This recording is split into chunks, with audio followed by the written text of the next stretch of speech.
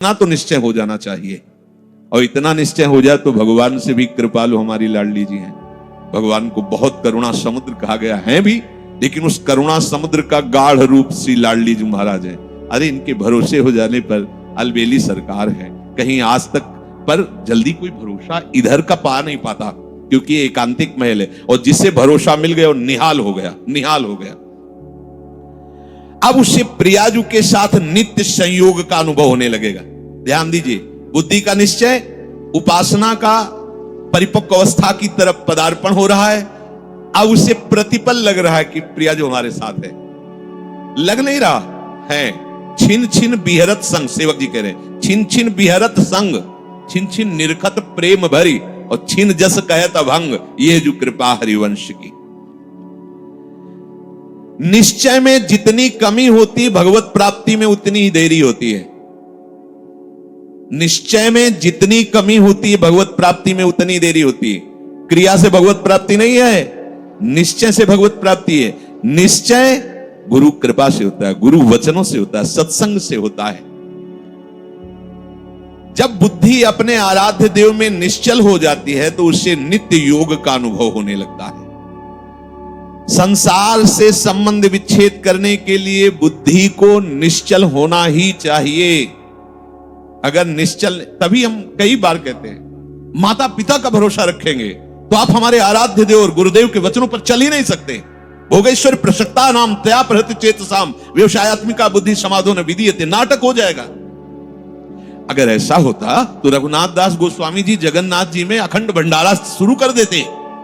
हलवाई भेजे थे, रुपए भेजे थे, दोनों पिता जो भाई थे, बड़े अरबपति खरबपति उस समय थे। मजूमदार पदवी उनको प्राप्त थी, पूरा राजा महाराजाओं जैसा नहीं। जगन्नाथ जी के सिंहपौर पर खड़े होकर भीख मांगकर खाते और वो सब त्याग दिया। ये है परमार्थ का स्वरूप। ऐसा संसार से संबंध विच्छेद करने के लिए तैयारी करनी ही है।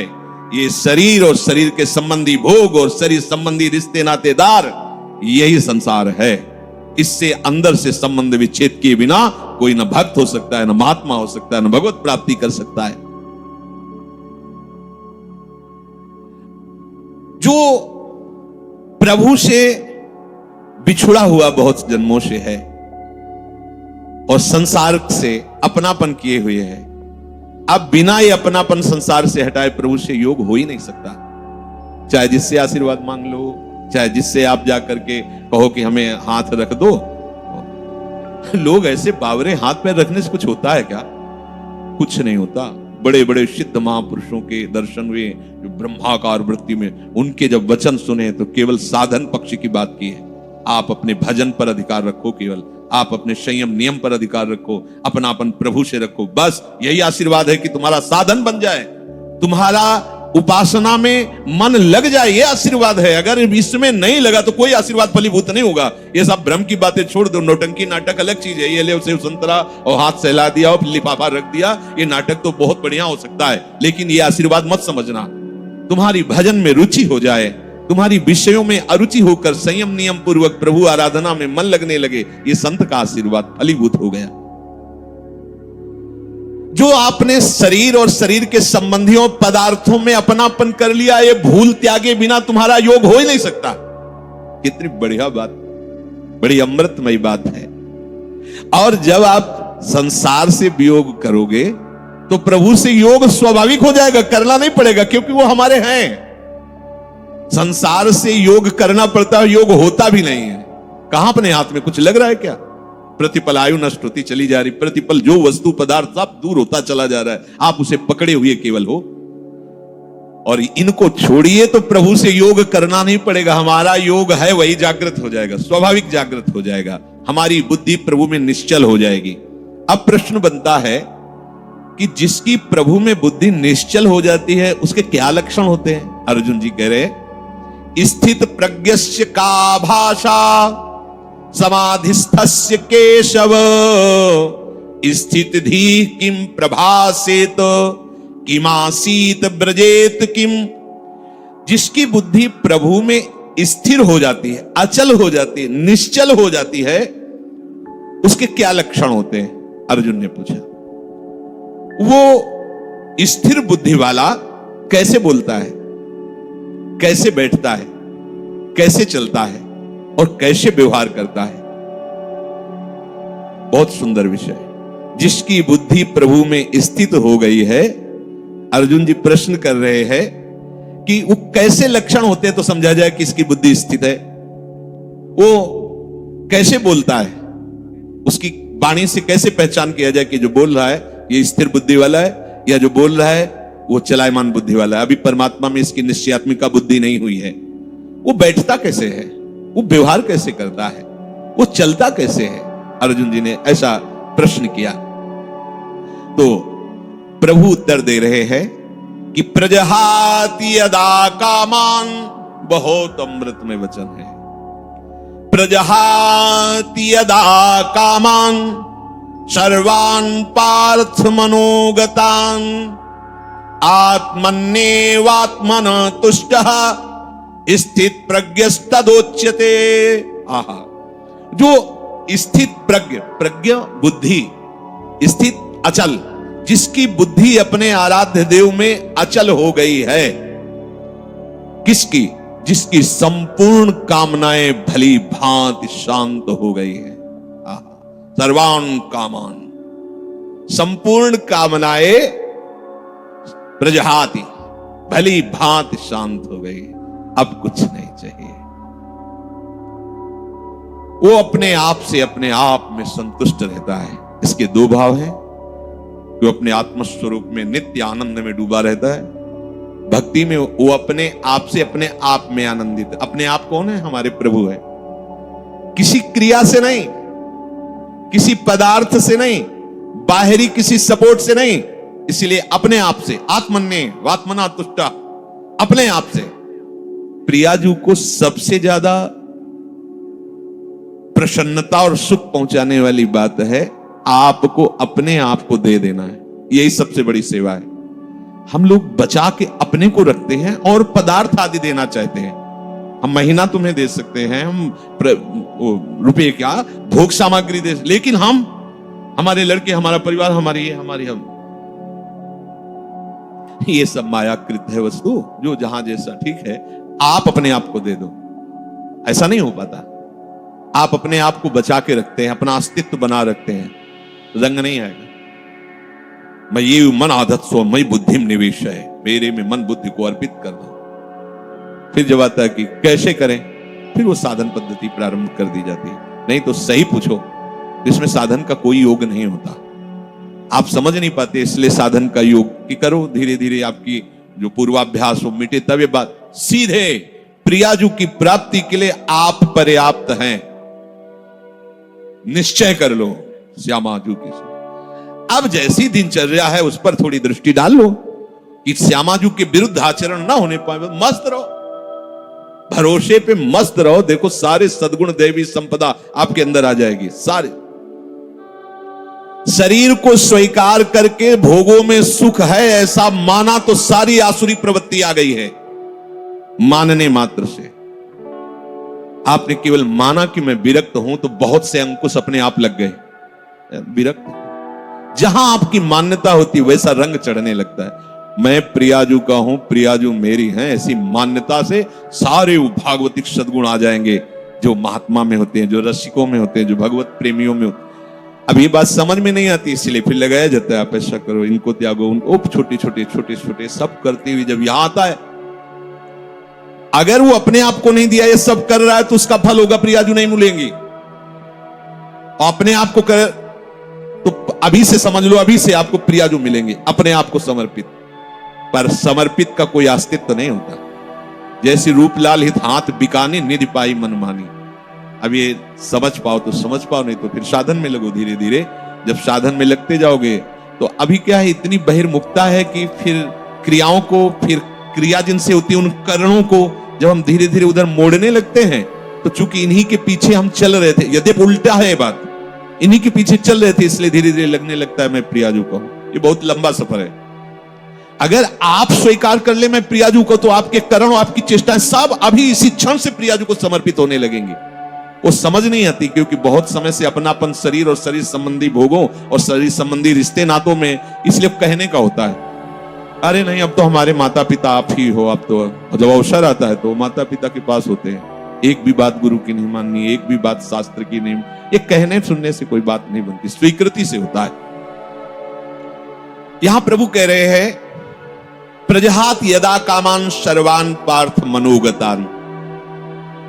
जब उपासक ये निश्चय कर लेता है कि प्रभु के सिवा मेरा कोई नहीं, अब जो कामनाएं होती वो सुख के लिए होती, कोई भी कामना, ये खाऊं, ये देखूं, ये सुनूं, चलो हमारी ऊंची स्थिति नहीं, पर उसे हम प्रियाजू के ऊपर छोड़ देते हैं। अगर हमें हलवा मिलना है पाने को तो तुम ना करो, तुमको वही पाना पड़ेगा, जिधर भी जाओगे हलवा मिलेगा, क्योंकि तुम्हें पाना है प्रियाजू को, और नहीं पाना है तो चिंता नहीं करते रहो, मिलना नहीं है, क्योंकि आप तो काहे को चिंता। अगर कामना स्फुरित भी होती है तो उसे सीधे प्रियाजू को समर्पित करो। देखो प्रियाजू ये बात है, एक तो समर्पित करने की जरूरत नहीं, उनका मकान वो खुद जान रहे, कौन सी खिड़की टूट रही, कौन सा कहां क्या हो रहा, उनका मकान है ये, बिल्कुल सीधे समझो।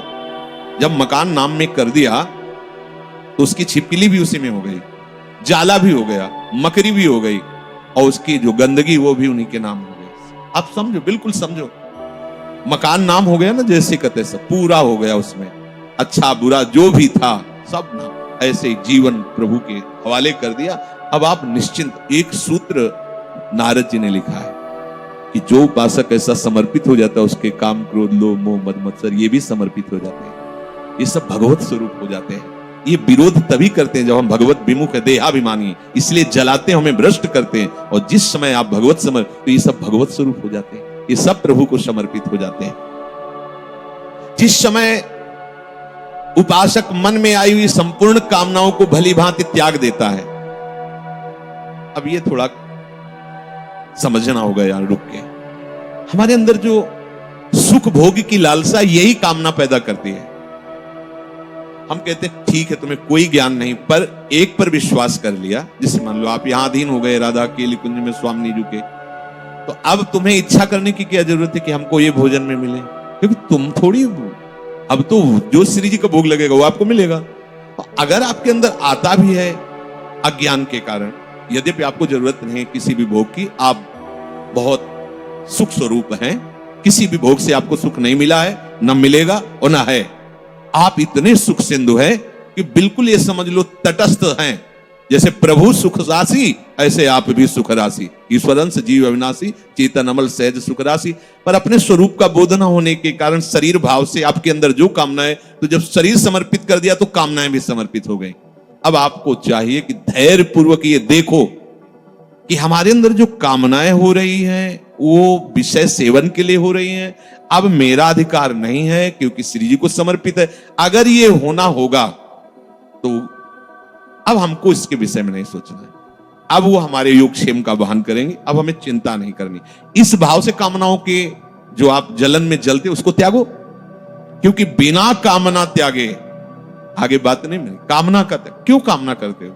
सच्ची मानिए, जैसे बिना कामना के तुम्हें दुख भोगना पड़ता है, ऐसे बिना कामना के सुख भोगना पड़ेगा।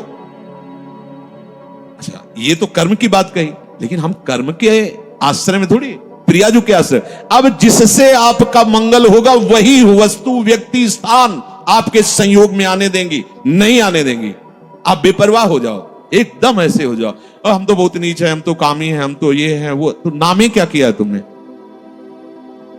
गुरु के सन्मुख होकर के रजिस्ट्री किसकी की थी?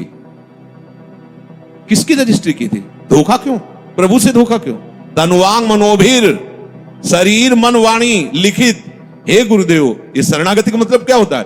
हे गुरुदेव, जैसे जज के सामने नहीं कि हम अपनी संपत्ति इनको ट्रांसफर करते हैं, तो हे गुरुदेव आपने जो परिचय बताया प्रिया प्रीतम का, आपने जो नाम दिया, आपने जो मंत्र दिया, आप तन मन वाणी सब आराध्य देव के चरणों में समर्पित है।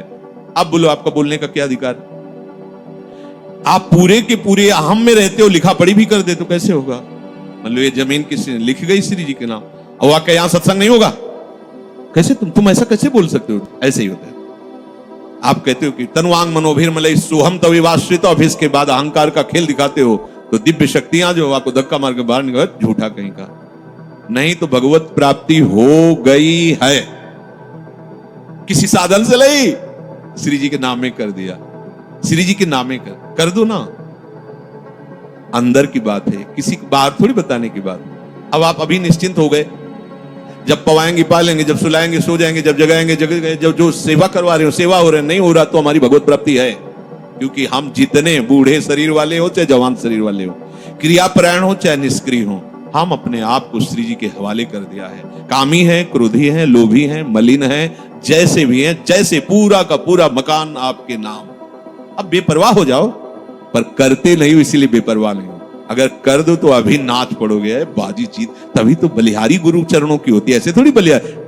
इतना बड़ा समस्या ऐसे मिटा दिया, बलिहारी बलिहारी बलिहारी हृदय में बार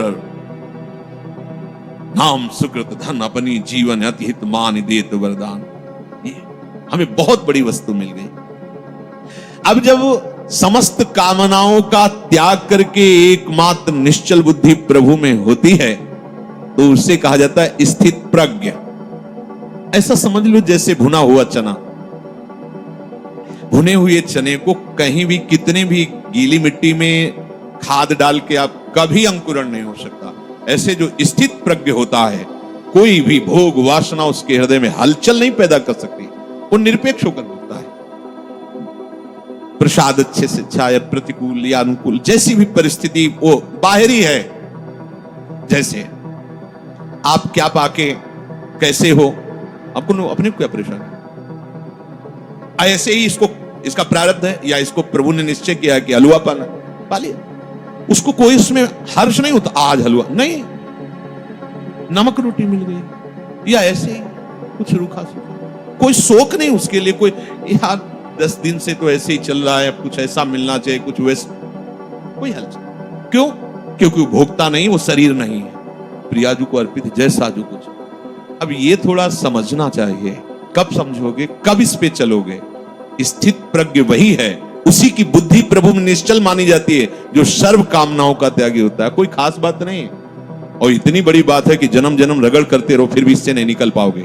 और इतनी हल्की सी बात है, कनेक्शन कटा पूरा सब खत्म, चले चलो पूरा सब खत्म।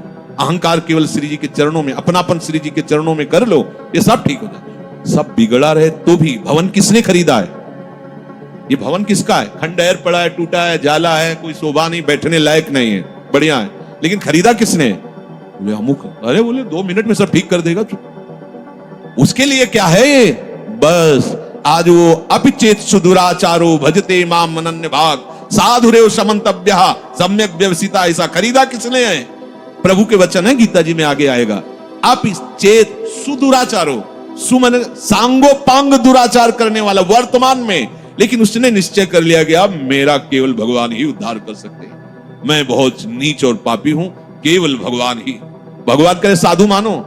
बोले कैसे माने साधु, ये तो खंडहर पड़ा है, हर जगह से बेकार है। बोले हम बनवा देंगे, हम बनवा देंगे। अच्छा, उनके बनवाने में ईंट गारा की जरूरत नहीं, दृष्टि में बदल जाएगा। मैं बनाऊंगा साधु से, करो सत्य ते साधु सब ठेका ले लिया। अब बात बन गई, बिल्कुल सहज सरल बात तुम्हें बता रहे हैं। भगवत प्राप्ति करने के लिए अपने आप को जैसे हो वैसे के वैसे प्रभु के चरणों में लिखित दे दो। कहां से लिखित? हृदय से। अब आपका प्रश्न उत्तर नहीं बनता है, आप अंदर से शांति से बैठकर, ब्रह्म मुहूर्त का समय है, मेरे बनाए ना बनेगी कोटि कल्प लो। हे प्रिया, आप तो जान रही है, हमारी दशा देख रहे, बस मैं जैसा हूं, जैसा मेरा तन है, जैसा मेरा मन है, जैसी मेरी चेष्टा है, जैसा मेरा स्वभाव है, मैं पूरा का पूरा अपने आप को आपके चरणों में समर्पित करता हूं। ठीक है, अब अगर बिल्डिंग की खिड़की तोड़ी जाती है, नई खिड़की लगानी, तो तुम्हें परेशानी क्या है? समझ रहे हो? यहां ऑपरेशन होना है, यहां परेशानी है, ये रोग है, ये इन्फेक्शन है। अब आपका प्रश्न कैसे बनता है? अगर आप कह रहे हो कि प्रियाजू तो सर्व सामर्थ्यशाली, हमारा ये ठीक हो जाना चाहिए, ए धोखेबाज, तुम्हारा क्या ठीक हो जाना चाहिए? तुमने तो नाम कर दिया था प्रियाजू के। आप सोचो कितने हम लोग बेईमान, प्रभु से बेईमानी करते हैं। उन्हीं की वस्तु है, अपनी मान ली। इस भूल मिटाने का परिणाम होगा परमानंद। भूल जो तुमने कर ली, वैसे तो दंड मिलना चाहिए। प्रभु की वस्तु पर अपना अधिकार, अपना स्वामित्व कर रहे हैं, चलो, पर भूल मिटा दी तो उसका परिणाम होगा परमानंद। अब आपका प्रश्न नहीं बनता। अभी तक तो 10 वर्ष हो गए, दृश्य नहीं बदला, कोई चमत्कार नहीं, कोई सिद्धि नहीं, वो वही मन में जलन। हमें भैया क्या मतलब, हमने तो नाम ही कर दिया है। बार बार यही सोचो, हमने अपने आप को प्रभु के चरणों में समर्पित, बहुत बड़ी बात है ये, आखिरी बात है ये। संभाल करके वहां पहुंचा पाना हमारे बस की बात नहीं। मेढकों का तौलना है, 2 रखो तराजू पे तो 4 छलांग लगाते, 4 रखो तो पूरे की तनवांग मनोभिर्मलई सोहम तवै वाश्रिता। समस्त कामना रहते हुए भी वो भगवत प्राप्ति के योग्य हो जाएगा। ये हम आपको बात बता रहे हैं। समस्त कामना रहते हुए भी वो बहुत कृपालु है। 1 सेकंड से कम हिस्से में वो हमारी बात बना देंगे। 1 सेकंड। महाराज जी का ऐसे ही वीडियो देखने के लिए आप प्रेम ज्योति चैनल को सब्सक्राइब अवश्य करिए।